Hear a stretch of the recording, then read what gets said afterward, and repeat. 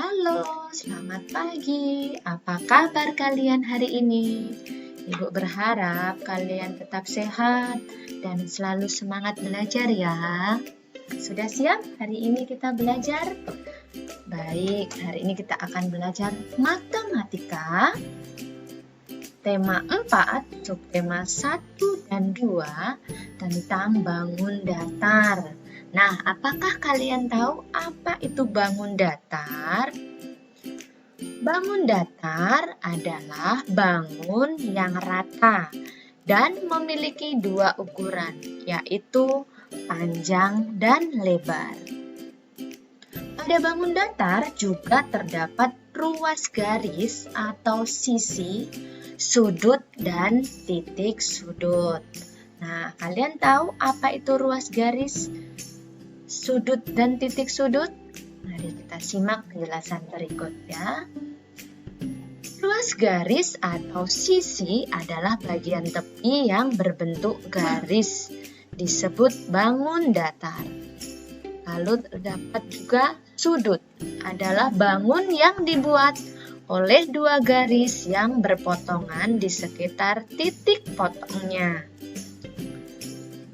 Yang ketiga, bangun datar juga terdapat titik sudut. Apa itu titik sudut? Titik sudut adalah titik pertemuan ujung garis. Perhatikan bangun datar berikut ini. Ada bangun datar gajar genjang dan persegi panjang. Maka titiknya ini disebut ruas garis.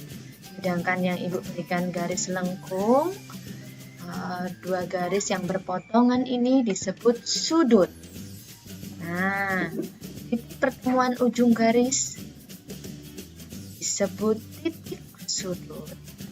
Sudah jelas sekarang mengenai ruas garis, sudut, dan titik sudut?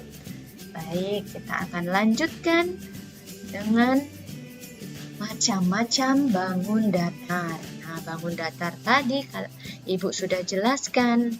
Nah, sekarang kita akan mempelajari jumlah ruas garisnya, sudut, dan titik sudutnya. Bangun datar yang pertama adalah bangun datar persegi panjang. Memiliki sisi, sudut, dan titik sudut jumlahnya 4. Lalu yang kedua ada bangun datar persegi. Ini sama seperti persegi panjang. Sisi, sudut, dan titik sudutnya ada 4. Lalu yang ketiga ada bangun datar lingkaran yang memiliki satu sisi, sudutnya tidak ada, dan juga titik sudutnya juga tidak ada. Yang keempat ada bangun datar segitiga. Sisi, sudut, dan titik sudutnya berjumlah 3. Kemudian yang kelima adalah bangun datar trapesium. Sisi, sudutnya, dan titik sudut jumlahnya 4. Sama seperti persegi panjang dan persegi. Selanjutnya bangun datar yang keenam. Ada bangun datar gajar genjang. Memiliki sisi, sudut, dan titik sudutnya juga 4. Lalu ada bangun datar belah ketupat. Sisi, sudut, dan titik sudutnya juga 4. Lalu ada layang-layang, bangun datar layang-layang.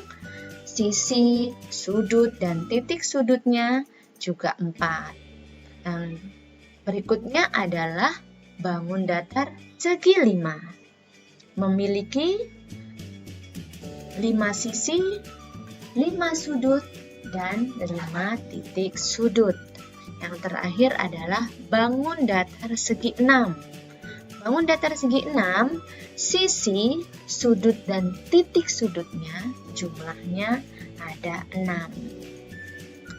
Berikutnya kita akan belajar mengelompokkan bangun datar segi 3, segi 4, segi 5, dan segi 6. Yang pertama, bangun datar segitiga. Bangun datar yang memiliki 3 sisi, 3 sudut, dan 3 titik sudut disebut segitiga.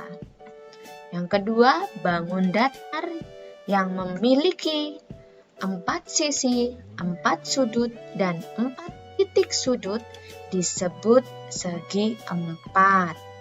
Lalu yang ketiga, bangun datar yang memiliki 5 sisi, 5 sudut, dan 5 titik sudut disebut segi lima.